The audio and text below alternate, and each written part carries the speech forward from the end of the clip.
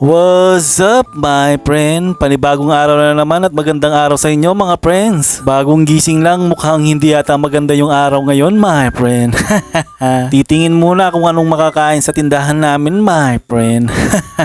Naisip ko gumawa na lang ako ng cupcake tapos lalagyan ko ng cheese at saka hotdog my friend. Tapos kape na lang sa malamig na panahon ngayon my friend.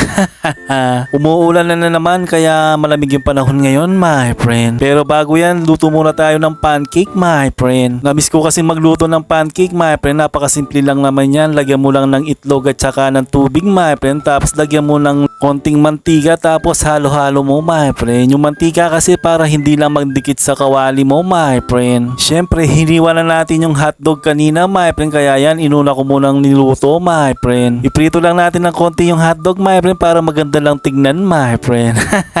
Joke lang. Para lang hindi malamig yung hotdog kapag sinali natin sa pancake natin my friend. At nilagyan ko na din ng cheese yung pancake my friend. Hinalo ko na dyan my friend. At uumpisa na natin maglagay my friend na yan. Syempre hayaan mo muna natin maluto yan my friend. Kapag luto na yan nagkakabutas yan my friend. Joke lang. Para pwede na nating ibaliktad my friend. Pagkatapos maluto ayan na my friend. Sunog sa itaas sa baba hindi my friend. Pero okay lang yan my friend. Hindi pa naman sunog yan my friend.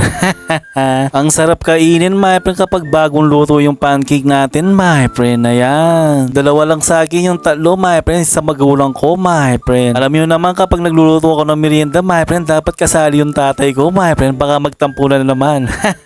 Joke lang. Umuusok pa nga yung ginawa nating pancake my friend kasi kapag malamig na yan my friend matigas na my friend. Syempre habang mainit pa kainin na natin my friend tapos sabayan mo ng kape.